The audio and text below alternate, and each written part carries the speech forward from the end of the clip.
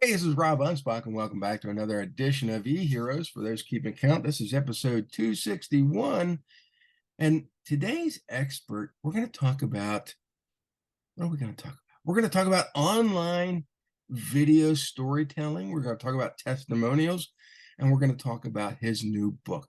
So I want to welcome Ian Garlic to the episode. I was watching one of your videos, and it goes on about your name you used for branding because everybody probably calls you Ian. Yep. And I mean, is that how you pronounce your name, or is that? No, my name is Ian. My mom called me Ian. It was Gaelic for John. So, Mhm. and they just liked the way Ian sounded better. I always tell people it's because garlic wasn't difficult enough. They figured they'd throw that one in there too. Wow. Yeah, Yeah. I'm like, yeah, I'm just going to introduce him as Ian and see what happens. I'm like, no, I better listen. I don't care. I just I and appreciate that and though. and for those that don't know, about a year ago, I've been friends on Facebook. Ian's been a connection of mine for a while, Yeah. and this post showed up of him and Scott Gray, and I've interviewed Scott before. They were both pictured at Epcot, and Epcot is a an area of Walt Disney World, and Ian had mentioned that he's going to Club 33. One of the benefits of not only being an annual pass holder but being friends with Scott Gray. And I made a comment, you know, Club 33 is on my bucket list. And it just happened that a year later, well, a little bit more than a year later, I had the opportunity to dine with Scott at Club 33. And if it wasn't for Ian's post, that bucket list for me probably would have taken a lot more, years to achieve. And so That's great. why I'm sharing that with you is that the connections that you have on social media can be very powerful if you know how to ask the right questions or respond to the right posts or even interject with the people that they're talking about. Yeah. The problem is most people use social media the wrong way, and they forget about the ask and they just put more ego into it. Hmm. And for me, I love Disney. Ian loves Disney. Scott loves Disney.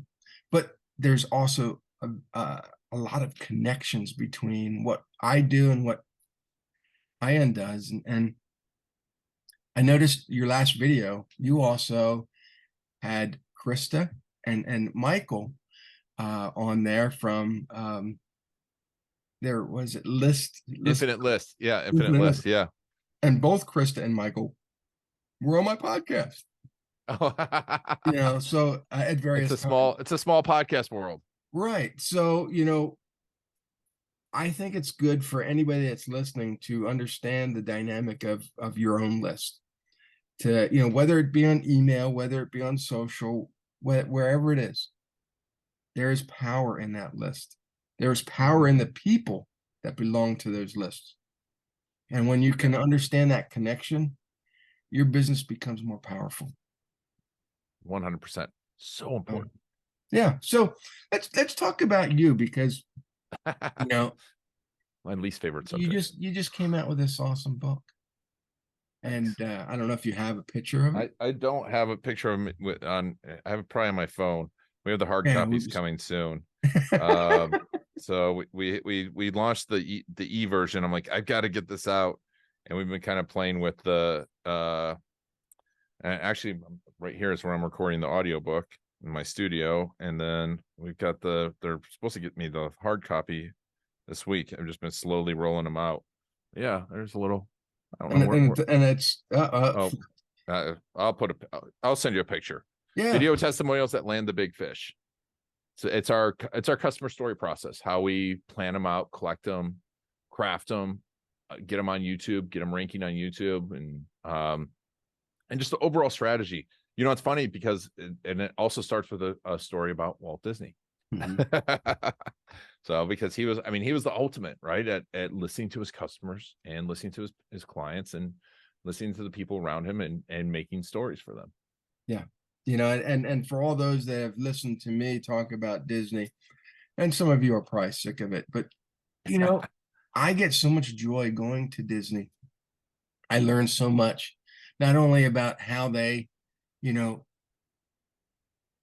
not only make money with the amusement park, but how they entertain people, how they place trash cans every so many feet to keep the Yep. place clean. And in my last visit, I took the Keys to the Kingdom tour, which allows me to go into the tunnels underneath the park, and I learned so much about the dynamic of the characters, and they don't want them just popping into lands that they're not supposed to be in. Yep. And so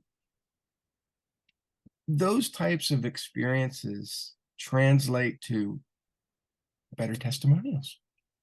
What And it, that's what yeah. you do. And you know, I, it's funny because I look back on and we spend a lot of time as entrepreneurs collecting regular testimonials. Google does Hmm. it, Yelp does it, Facebook does it. The problem with those platforms is every single one now has allowed non-customers to post ridiculous comments, whether they've talked to you or not, and it goes on your platform and it's hard to get them off. Yeah. With your system, you're targeting people who have already done business with you. Who have this excitement that and they're willing to give that video testimonial, which I think video testimonials are so much more powerful than just the written word. Oh yeah. Yeah. I mean, I'm really big into, collecting the story and Mhm. listening to the story. And it's making the story, but also listening to the stories. Mhm. And as you know, it's like it gives you not only your best content, but also it inspires you to do different things. I mean, that I actually have the story about the trash cans in my book Mhm. because it's Walt sitting there watching, and paying attention to his customers and Mhm. how much he paid attention to them. And like you said, it's still this day more important than ever. And people try to replicate it, but video of your customers talking about their stories and that emotion, Mhm. right, is everything. Yeah. Because you could just sell with that. Mhm. One of the things that I learned though going to Disney, especially Disney World, Magic Kingdom, Epcot, Animal Kingdom, and what am I missing? Oh, Hollywood Studios. Hollywood Studios. Yeah, I still call it MGM. and that's what I. But um, the first couple times I went, I had to do everything. It was rush, rush, rush, rush, rush. Yeah. And to me, you don't get much enjoyment out of that because you're missing so much. So now we take our time, we lower our expectations. Whatever ride we get on, we get on. And sometimes we get on rides that may not be, on our top 10 or even our top 20. Maybe, because, we were just there and there was a show called Mickey's Phantasmic something or other. And I remember it being a different name at one time. Yeah. And I said to my wife, let's go sit down and watch the show. And she's like, is that new? Have we been on it before? And I'm like, yeah, I don't know, 10 years, maybe 20 years. Yeah. But we sat down. It was a nice show. It was nice just to get off our feet, out of the heat. And we actually enjoyed it. But I think sometimes we rush to see the brand new rides and or to get on every single ride. And that's not always possible. And so when you correlate those things to your customers, your customer wants Yeah. the same thing. They want all the money, they want this, they want that. And you're trying to make a list and you're like, okay, we need to slow this down. We Yeah. need to dial it down to a process where it's more achievable. It doesn't stress them out.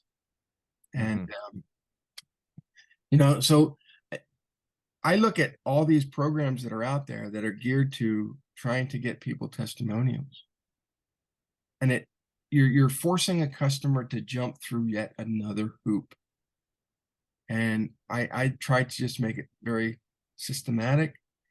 Yes, you should have a process, but not in your face process. No, no, it should be conversational. It should be easy for them, and it should care about them. Yeah. It should still make them the center of it and make it super easy.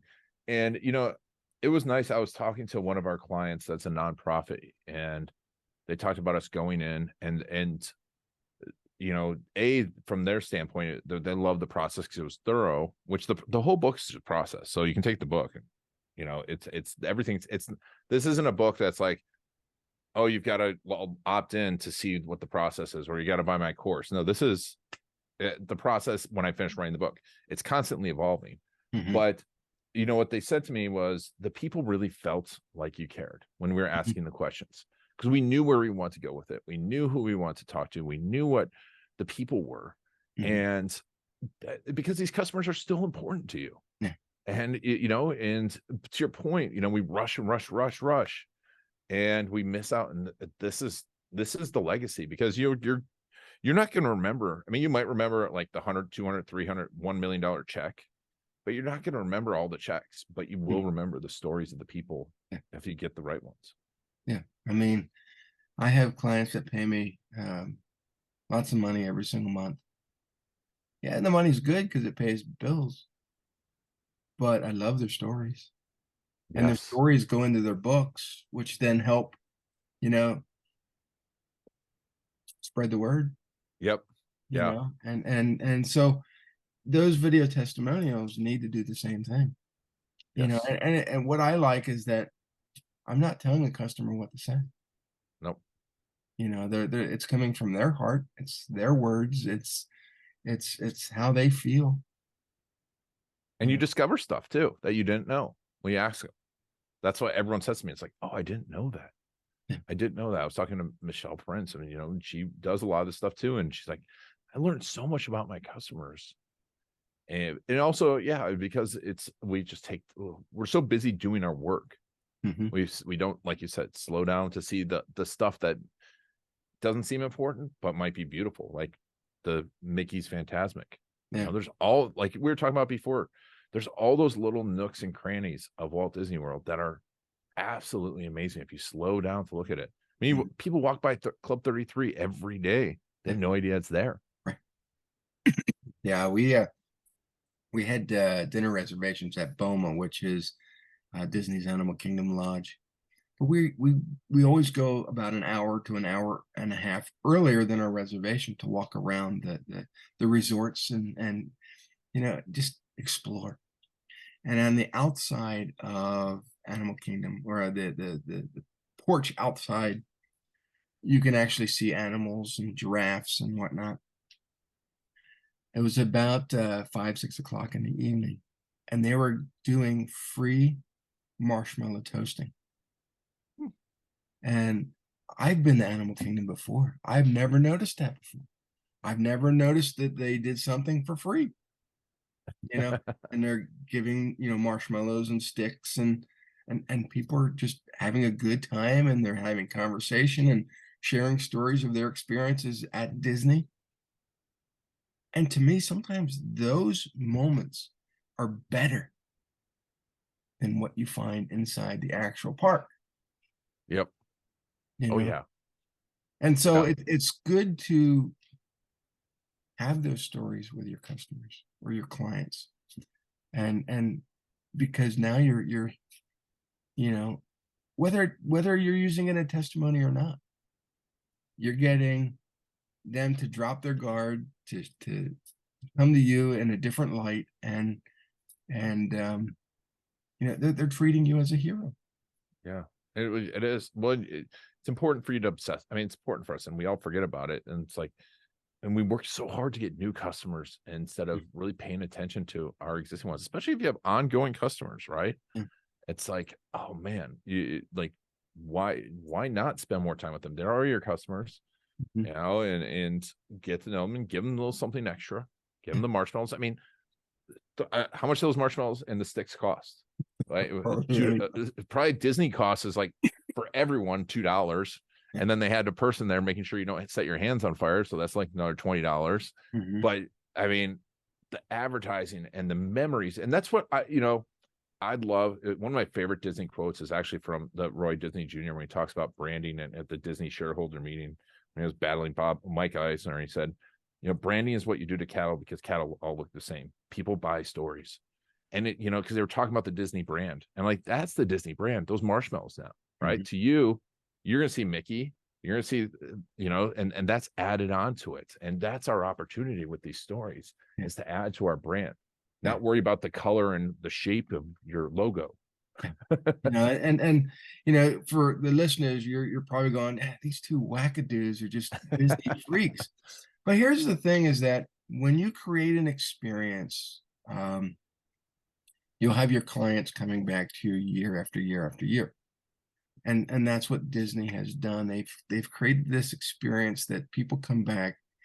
They become annual pass holders. They became DVC or Disney timeshare owners. That they become Club 33 members, and it's based on that marshmallow experience that they want to achieve every time that they go back.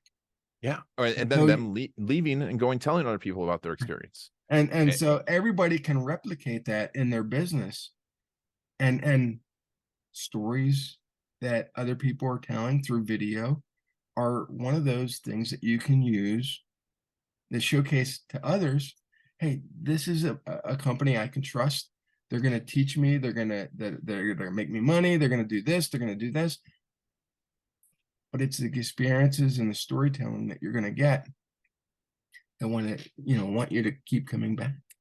Yep. Yeah. And And now we have so many amazing ways to share those stories. yeah. And so bad because I see, like you were talking about with social media before. And so we feel like in your face, instead of telling a story on there. Mhm. And it's, we're humans are storytellers. Yeah. We're story listeners. And yeah. I just got a notice from Facebook that I've been a member, or I've been using Facebook since 2008. So Oh, 15 years. And in 15 years, I've made videos. I've made lots of videos. I can't tell you how many videos I've made promoting someone else or thanking them for their service or whatever it was. But I treasure the videos that I get from people out of the blue saying, Rob, this is how I felt about your service. yeah. And if you go to my website, anspachmedia.com, you'll see I have a testimonial page. And most of them are, written out video or written out testimonials. There's just a few of them that someone took the time to leave me a video testimonial, and they're the top spots because I treasure them the most. They're amazing. That's fantastic. It is. And it is a treasure because we all have bad days. Mhm. And everyone, no matter what, we're lucky as marketers. I mean, you work with lawyers and doctors and dentists too. And like, I think about that. I'm like, their bad days are worse than ours because people go to jail and people die. And, and I laugh about it because I'm like, one of my clients, I'm like, I was telling my team, I'm like, well, at least our clients never died. And then the next day, one of our clients passed away. And I was like, oh my God, I'm the worst person ever. But we all have those bad days, and it's those customer stories that keep us going, Yeah. at least for good people.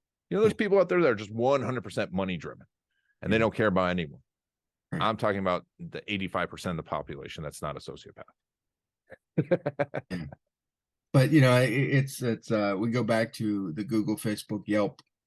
Yep. And I try to turn those off. I don't want reviews on those platforms anymore. One, I don't own the platform. And Yep. if Google doesn't like what someone says, they can determine whether that video It's or horrible. that testimonial goes on my platform or on my profile. In fact, I had someone reach out and they say, Rob, we left your testimonial on your Google profile, but it's not there anymore. I'm like, well, what did they say? Was it good? They said, yeah. And I'm like, okay, was it your first review that you ever did? And they said, yeah, yeah. Google won't show new reviews. Yeah. And or Facebook. I've been getting a bunch of crap reviews Yep. that don't even make sense. You know, they're promoting crypto or something, and it's Yeah. like, Yeah. how do I get this off of here? Um, But then the good reviews get taken away. yeah. So It's to horrible. go back to owning your own platform. Your website is your own platform. You know, and to put video testimonials on that is your best resource. Is the best way to convince somebody to, you know, trust you, to like you, to know you, to feel safe with you. And well, and when you collect amazing stories, the other platform that you should own and spend time on is your email. Yeah. And they're a great thing if they're great stories to email out. Because you know, everyone's like, well, I don't want to be emailed too much. But I'm like, if you're saying someone an inspiring story, they want to read that. They want to hear it. They want to see that video. So it's a great thing to send out via email as well. But yeah, those are the two platforms people need to spend more and more time on, especially their email lists. Yeah. So let's sure go you back see to the that. book. What was the catalyst to write the book? I've been writing for about 5 years. In some way, shape, or form. I've written a couple of smaller books, and you know, we've done video marketing and YouTube marketing for about 15 years. And what I found, we do about us videos and brand videos and FAQs and YouTube SEO. But what I found was whenever I would always go to the customer story, and afterwards I'm like, man, I wish I'd have known this before. And every time I started with customer stories, the videos were much better, the content was much better, the strategy was much better. And you know, interviewing the customers, they gave us keywords. There's keywords that you don't know about that will never ever show up, right? They'll never show up in any kind of keyword research. And not to sidetrack this, but I Yeah. tell everybody, look, my clients are lawyers and doctors. They speak in a different language. Yep. Their industry key terms are only being searched by lawyers and doctors. They're Yep. not being searched by the customers, because No. most customers don't understand your industry keywords. No. They're searching because of fear. They're searching because of injury. They're searching because of a referral. And they're never Yeah. going to use those words that to get rid Yeah. of the industry keywords. But there's words that they're searching that they, you know, they got a ticket, and there's a specific term in the ticket that they don't understand, right? Or they got a lawsuit. There's a specific term in the lawsuit that they don't understand and how to handle it. You know, or they've been indicted for something and they don't know what it is. And so, you know, in other industries too, construction, I found those, and your customers will tell you. And if you listen to them, but you've got to hear them talk. You can't go, what did you search? You've got to listen to them talk, because no one remembers what they searched. Right. I mean, how many searches do you make to buy a pair of pants, right? It's like, I want this. No, I want this. I want this. And in my book years ago, optimize this, I use the key term APE. You know, when I go to optimize keywords, I use APE. It's an acronym called, it's for analytical, psychological, and emotional. And that's how people search. And you know, so you just made that example. I mean, people will search because, you know, and they use their own keywords. So, you know, once you understand that, and you start, you know, optimizing your website based on what your real customers are searching for, not your competitors, you're going to rank so much better. So for the right stuff, it might not be the biggest amount of traffic, but you're going to hit the people when they need it the most. Right. And those are the people that are going to trust you, like you, know you, feel safe with you, spend money with you. And those are the clients that really matter. Those are the clients that matter. Yeah. I mean, because everyone's battling for car accident attorney, and yes, that's going to get some people in there, but it's like, should I sue? Is it, is it wrong to sue for a car accident? I'm giving away some key terms there. But you know, those are things that people are thinking. But if someone's thinking that means they have an accident. That means that they need help, and that they're nervous about this. And I was talking to someone the other day, and to be honest, I haven't deeply researched the stat, but I've heard this a few times, so it must be real. I'm just kidding. That 60 to 70% of people that are in accidents do not seek out an attorney, right? Because they think it's wrong to be in a lawsuit. Even though I talk to so many people, and probably you do too, because you're in the industry, and they tell you that, like, oh yeah, I got in this bad accident, blah blah blah. Like, did you call an attorney? No, not yet. I'm not sure if I should. Yeah. And those are your ideal customers because they make money, for personal injury attorneys, right? They make money, they have a living, they're not frivolous lawsuits, and they're probably seriously injured. Mhm. And they just have decided not to because you haven't answered their questions properly. Mhm. So sorry to get on my horse there. Let's talk about the neon sign in the back. Oh, Garlic Studios. Tell us yes. about that. Oh, so it's just, we have a little studio here in Orlando. We have, we have groups of people here that we help shoot video for. It's not so much like your traditional movie studio. It's more like a strategy cohort. People can come in. We do the podcast here. They can do their podcast here. They come in and do a shoot day with a strategist, that type of thing. And it's super easy to come in and come out, and all the things are all set up, so you don't have to do all the setup. And yeah, and it's located in downtown Orlando. So also when people fly in for events, like hopefully next time you're here to visit Disney, come on down to the studio and we'll do a podcast. Yeah. Yeah, I mean, I think that's perfect. And for those that don't want to invest in, their own equipment, whether it be podcasting, whether it be filming, there are studios out there. Yeah. Utilize them. And sometimes, people are like, well, Rob, that costs money. Everything costs money. Figure out how to afford it. Not doing it costs more money than buying all the equipment. I know so many people, they're like, I don't want to get all the equipment. They get all the equipment. I'm like, it's a year later. Have you shot any video? No. Yeah. Right. Because it's difficult. It's tough to set it up, and you need coaching and all that stuff. And then sometimes you buy the equipment, and I have clients that have invested lots of money into video equipment and mics and all kinds of light diffusers. And how many videos you made? None.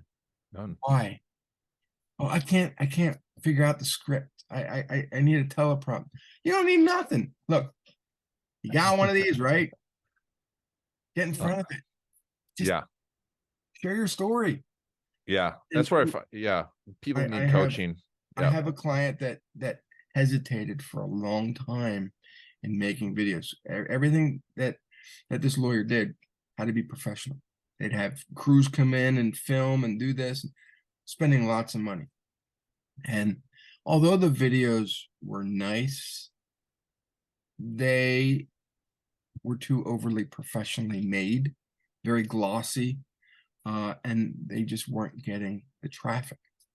So I said, look, make some videos, share your stories. Share the stories. And yeah. So I mean, great filmmakers aren't necessarily great marketers. No, but she started sharing the stories. She put them on TikTok, and within 10 months, she had 80,000 followers. Wow. That's amazing. So, it's, you might be afraid to do it. You may not like how you look. You know what? I've been doing this for, this podcast for 5 years. I've made thousands of videos. The first 100 videos are going to suck. Yeah. But it's like anything else. You practice, you keep going forward. You learn the craft. All those books behind you, right? They've gotten better and better and better. I don't know if they got better, but I keep writing. Well, to the point of writing this book, finishing this book, I've written so much. Writing requires a whole lot less equipment than video.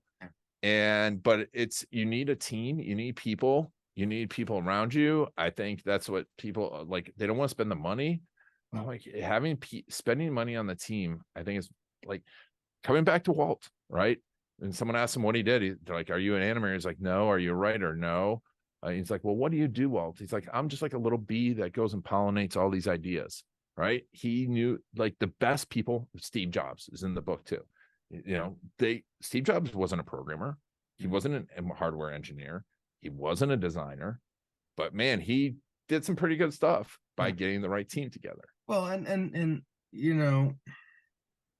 let's talk about team. I think when we have teams, when we have visionaries, we need to continue to bring on visionaries to carry out that vision. And there have been side steps that Disney has taken over the years that kind of got them sidetracked because they didn't give that job as a visionary to the one that had the vision. They gave it to somebody that was a numbers cruncher. And I'm not going to name names, Bob, but you or Bob, his main priority was reducing the numbers. And so he eliminated all the Imagineers. Well, those Imagineers are the ones who are responsible for building these great rides and these themes. And you don't get rid of the people that are responsible for the vision. No. And you don't get rid of the visionary, and you don't get rid of the people that make the visions come true. Right. And I mean, another Walt quote is, we don't make movies to make money. We make money to make movies. Right. And that's it. And like, yes, you can make a lot of money, but either way, you need awesome teams around you. Yes. Can you do it all? Yeah. I can do all the video stuff. I can do all the SEO stuff. I can do all the writing. I want to find people that are better than me, that have fun to have joy and talk about it. And that's what you're going to make better stuff. Yeah. I mean, I can do it all too. And I think if it wasn't for my love of computers that I discovered back in 1983, I'd still be coding. But to me, that is the ultimate time suck. Yes, I love doing it. Yes, I love tinkering with computers, but it's a rabbit hole. It is. Give it to somebody else because that's what they do best. And I focus on what I do best. And it took me a long time to learn that ability. But I think once you understand that, you have to give those jobs to somebody else in order for the business to be better, to be slimmer, to make more money, whatever the reason, you got to learn to, delegate. Delegate. Yes, you have to delegate. And if you want great results, you have to realize that each of those roles needs to be delegated to someone else. Because I see this so much with, like, you're a great marketer, and then someone's like, well, my 17-year-old can build a website and has posted, has 10,000 followers. She has 10,000 followers on her Instagram channel. I'm like, well, she's a 17-year-old. And that doesn't make them a great marketer. Right. Someone that's an amazing English writer, isn't going to write the best book in the world. Right. No, especially for your business. And I write the way I speak. So everything is conversational tone. And to the English major, they're going to read that book and have their brain is just going to explode. They're going to have a conniption. That's not how they were taught. But for the average entrepreneur that wants to learn, you're going to love my books because you feel like you're in that same room having a conversation with me. Yep. And that's what you want, right? And I mean, same thing to attorneys. Any attorneys listening to this, your attorney writing is, unless you're marketing to attorneys, which is fine. We've got one appellate client that markets to attorneys. Fair play, it should be marketed to attorneys. But if you're a personal injury attorney, if you're a criminal defense attorney, you're not necessarily dealing with the most educated crowd. And if you speak too high, they're going to get confused and they're not going to convert. Right. That's the way it is. I mean, I think about, look who's the most successful attorney in the world. I'm guessing you'll know the same one as I am. John Morgan is probably John Morgan, but I don't like him. No, most attorneys don't like him. I met him. I actually saw him speak at a lawyer convention in Atlanta, and I've gone up against his people because my clients, we try to rank them as best we can with using ethical SEO. And a lot of times in those markets, Morgan and Morgan will send my attorney a cease and desist saying, hey, we don't like the fact that you're outranking us on SEO. And I'm like, pound sand, and then I have to go through and explain to them how Google works, how SEO works. And then they're like, well, okay, we'll relent, but we really prefer that you would do it this way. What? And this is their bully tactic that they use I when didn't hear about that. getting That's outranked crazy. by people. Yeah. That's crazy. We've had it in Florida. We've had it in Illinois. We've had it in Philadelphia. It's just, dude, you're irritating. But so John, if you're listening, yeah, you can go pound sand. Oh, that's crazy. That is crazy. Oh man, I have not heard about that. That's nuts. So so I think that's what makes me a good marketer for lawyers, is because one, I don't take their shit, and I have no fear. So you want to try to sue me, go ahead, but you're not going to get anywhere. Just I've been in this game long enough not to fear other people, but you can't. I also, like we started out at the very beginning, off air, is that I don't consider people that do what I do my competitors, because there's always somebody that does something a little different. Yeah. And if they don't jive with me, I know how to, send them a resource and say, look, this client needs help. I can't help them. Maybe you can. Yep. Yeah. I'm not in the business of sending people cease and desist orders because they outmarket me. Yeah, no. I just wrote a blog post about this. There's no competition, right? It's not something like this. I mean, yes, in a race there's competition, but in a service industry, there's people that need different types of service, and we're seeing it more and more because of the internet. People are like, maybe I want a marketer that's 100% a Disney fan, right? Mm-hmm. That's awesome. Maybe I want a marketer who loves Universal and not Disney. Mm-hmm. That's great. Then we can all find that person. And but if you spend your time worrying about your competition, you don't spend your time worrying about who you are and developing your voice. Yeah. So out of all the rides, what's your favorite? Oh, Guardians of the Galaxy, by far. It is the best ride ever. Yeah. Oh my God. As soon as I got off the ride, I got a text from Scott. And he goes, "Did you love it?" I'm like, "Yeah." And he goes, "What song was playing?" And I had to think, because I just got off the ride. It's intense your first time. And I said, September was playing. Yes. And it just made the ride so much more intense. So good. Oh, I got goosebumps because that was the first one. Yeah. And now it's like my son loves that song because it's like, he's like, is that going to play? And you think about that. Think about the storytelling that's involved. They spent $500 million on that ride.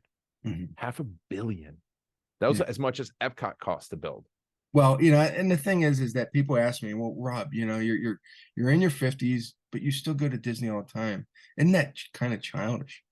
No, because I get inspired every time I go there. In fact, the last few times I've gone there, I've gotten new clients, and they spend a lot of money that end up not only paying for my trip, but paying for the next couple trips. But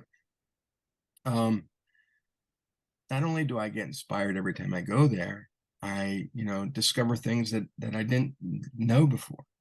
So for me, it's always this just, I don't know. Not only am I recharging my batteries, I'm learning to be more creative. But there's so much, like we said, there's so much to do at Disney, but there's so much to do outside of Disney. We went to the Celebration. We walked around Celebration, and on Sundays they have this flea market. But we ate at this 80s diner first, and it wasn't expensive. It wasn't crowded, and it was just great because you look around, you see posters of Indiana Jones and everything out of the 80s, and that's my jam. So it was like, this is awesome. This is a great day to start the week off before I hit the parks. And For me, it was, I just want to have an event where I can incorporate Disney, my clients, having fun, and getting them to appreciate that they're still kids. They're young at heart, and you know, I'm a big Star Wars fan, so getting on that Millennium Falcon Oh, and flying that thing was like, a dream of mine since 1977. yeah. It's Yeah. amazing. It's amazing what they've done. And I mean, I think we should all remain kids. Like, Mhm. why not? Yeah. Right. I think there's very few 80-year-olds that you'll ask, like, do you wish you'd have been more of an adult? Right. Yeah. No, I think but then also just looking at it from a business standpoint, you can't look at a better business case story than Walt Disney. Right. Right. I mean, how many failures he had to go through, how much Mhm. hardship.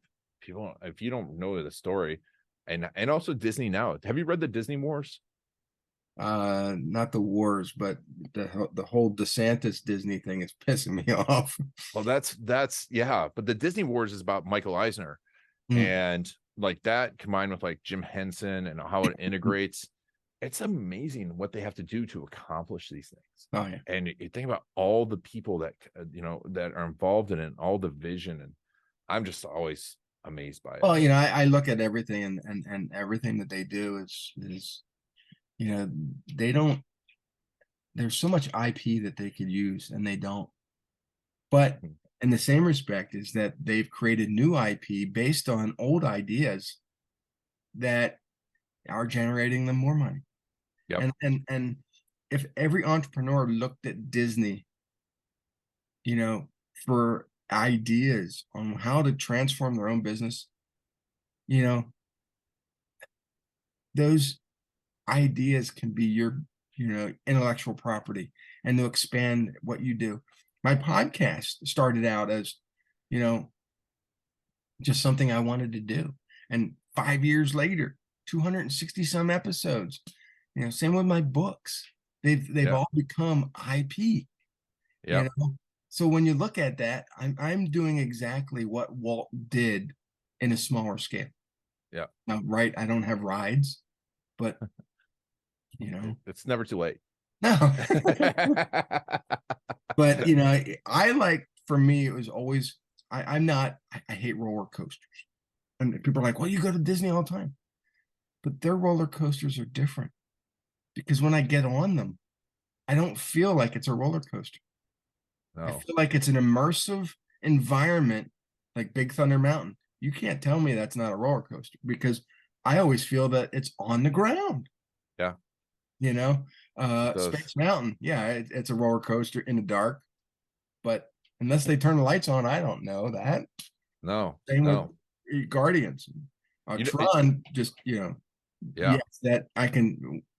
Once you go outside, you can see the It roller definitely looks coaster. like a roller coaster from outside. I mean, the But Matterhorn. You know the story behind the Matterhorn, right? no, That so Matterhorn was the first Disney roller coaster, and Walt decided that he wanted to have a roller coaster inside a mountain. mm, And Bob Gurr, I think, was like 22 at the time, a designer, not an engineer. And he's like, I want a roller coaster inside the mountain, Bob. He's like, I don't know how to do that. He's like, you know how to do that.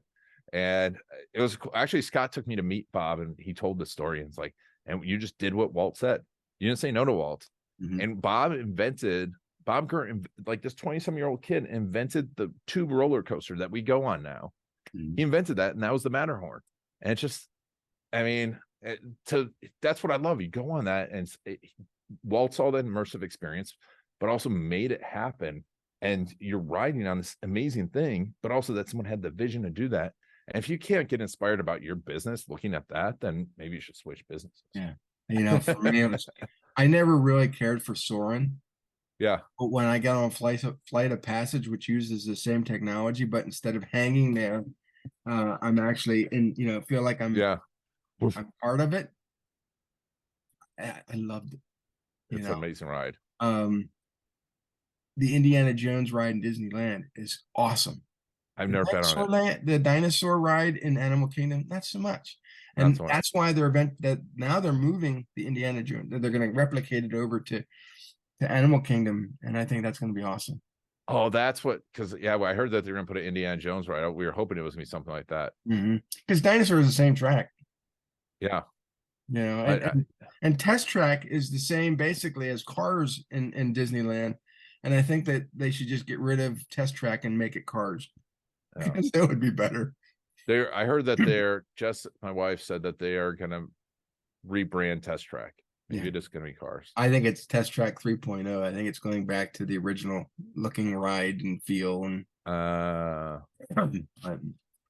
anyway, I mean we could talk Disney all day long. I know. And all If the someone made listeners it this far, yeah, all the they want listeners my are link to gone. buy Disney tickets. But, you know, for all those that are listening, I want you to understand that, you know, when you emulate something for so long, you know, whether it be Disney or whoever you like, you know, you start to, you know, love everything that they do. Yep. And now I don't love everything, but I do love so much of it that it does, you know, make me want to keep going back. I don't like the politics. I don't like some of the other stuff. But when it comes to parks, when it comes to imagination, when it comes to, you know, what they're doing for park goers, I love all that. Yeah. How do people get a hold of you? Where do they go? You can go, I mean, get the book at testimonialbook.com, or you can just Google video testimonial book, it'll show up. And there's all my links are inside there. If you go to testimonialbook.com, you can opt in, and it'll give you some special, even if you don't buy the book, it'll give you a little video course and a bunch of stuff to get there, and how to increase your referrals with video case stories. Yeah, so I mean that's the best way. You can connect with me on LinkedIn. I'm the only Ian Garlic on there, or whatever you like. Ian Garlic, IANGARLIC. You just Google that, and wherever you want to connect with me. So, and if you're in Orlando, they can stop in and say hi. Stop at the studios. You want to shoot a video? Let me know. Yeah, that'd be awesome. We should do it. Yeah, we definitely should. Yeah. Lake drive, a little lake ride, and come on down to the studio. That's awesome. Next time you're in town. And for everyone else, we'll see you on the next episode. Adios.